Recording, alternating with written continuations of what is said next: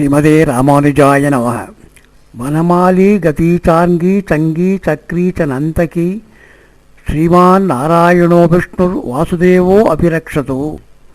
வைஜெயந்தி என்னும் பரம பவித்திர மாலையை அணிந்திருப்பவரும், கௌமோதகி என்னும் கதை, சாங்கம் என்னும் வில், பாஞ்சசன்யம் என்னும் சங்கு, சுதர்சன சக்கரம், நாந்தகவாள் போன்ற பஞ்ச ஆயுதங்களை சதா கையிலே ஏந்திக்கொண்டு பக்தர்களையெல்லாம் காக்க வல்ல பரந்தாமன் ஸ்ரீமன் நாராயண வாசுதேவரே, எம்மை காத்தருள்வாயாக என்பது இந்த ஸ்லோகத்தினுடைய பொருள். இந்த ஸ்லோகத்தை அனுதினமும் சொல்வது சாலச் சிறந்தது. நாம் வெளியூர்களுக்கு கிளம்பும் முன்னாலே, அதுபோன்று இரவு படுக்கும் முன்னாலே, சங்கடங்கள் துன்பங்கள் நேரும் பொழுது, மன சஞ்சலம் அடையும் பொழுது இந்த ஸ்லோகத்தை சொல்லி நாராயணனை வேண்ட சகல தோஷங்களும் நீங்கும் என பெரியோர்கள் சொல்லியிருக்கிறார்கள். சரி, இப்போது நம்முடைய இந்த வீடியோவினுடைய தலைப்புக்குள்ளே வருவோம். அதாவது wake up in the morning with divine backup. அதாவது தெய்வீக சக்தியோடு நாம் ஒவ்வொரு நாளையும் ஆரம்பிக்கலாம் என்று சொல்லியிருக்கிறோம். இது எப்படி சாத்தியமாகிறது என்பதை பார்க்கலாம். நமது முன்னோர்கள் நமக்கு பல வழிமுறைகளை காட்டியிருக்கிறார்கள். ஆனாலும் தற்போதைய தலைமுறைகள் அவ்வளவாக இதை அனுஷ்டிக்கிறோமா என்றால் 175% இல்லை என்பதுதான் உண்மையாக இருக்கும். பரவாயில்லை, வாய்ப்பு கிடைக்கும் பொழுது அதை அறிந்து கொண்டு தெரிந்து கொண்டு நாம் அன்றாடம் இதை கடைப்பிடித்து அந்த இறைவன் அருளை பெற்று இன்புற்று வாழலாம். வாருங்கள். இதோ காலையில் கண் விழித்ததும் படுக்கை விட்டு எழுந்து உட்கார்ந்து கொண்டு மனதிற்குள் சொல்ல வேண்டிய ஹரிநாமம் ஹரி ஹரி ஹரி ஹரி ஹரி ஹரி ஹரி என 7 முறை சொல்லுங்கள். மனதிற்குள்ளே சொல்லுங்கள்.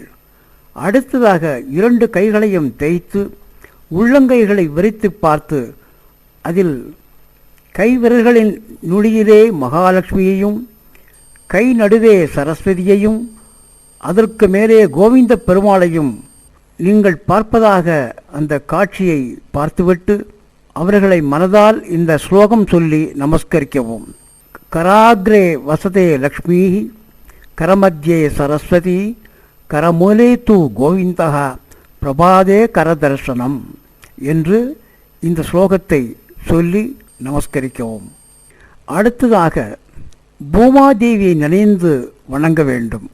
தாயே, நல்ல பொழுதாக ஆகட்டும் என பூமாதேவியை நினைந்து அவளது ஆசீர்வாதத்தை பெற்றபின் பரம பாகவதோத்தர்களை மனதால் நினைந்து இந்த ஸ்லோகத்தை சொல்லவும்.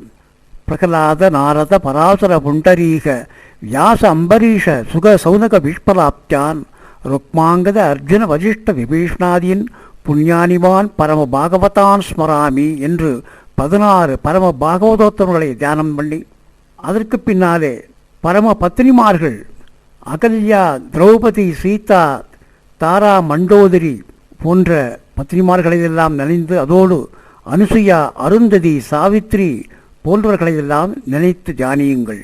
அகல்யா, திரௌபதி, சீதா, தாரா, மண்டோதரி ததா பஞ்சகன்யா ஸ்மரே நித்யம் மகாபாதகநாசனம் என்று இந்த ஸ்லோகம் சொல்கிறது. இவர்களை நினைக்கும் பொழுது நமது பாவங்கள்லாம் அன்றாடம் அப்படியே தீர்ந்து விடுகிறது.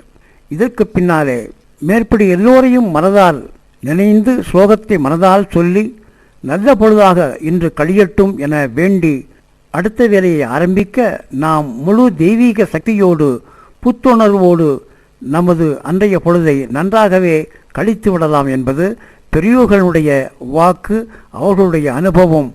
நாமும் அதை அனுஷ்டித்து பார்ப்போம். அந்த அனுபவத்தை நாமும் அறிந்து அதன்படி நடந்து கொள்வோம். காலையில் எழுந்தவுடன் இந்த ஸ்லோகங்களையெல்லாம் சொல்லி தியானிப்பதற்கு அதிக நேரம் கிடையாது. 2 நிமிஷத்தில் இதை செய்துவிடலாம். என்ன, அதற்கு முன்னால் நீங்கள் எல்லாவற்றையும் மனப்பாடம் பண்ணிக்கொள்ள வேண்டும், அவ்வளவுதான். அதற்கு பின்னாலே மிகவும் எளிதாக இருக்கும்.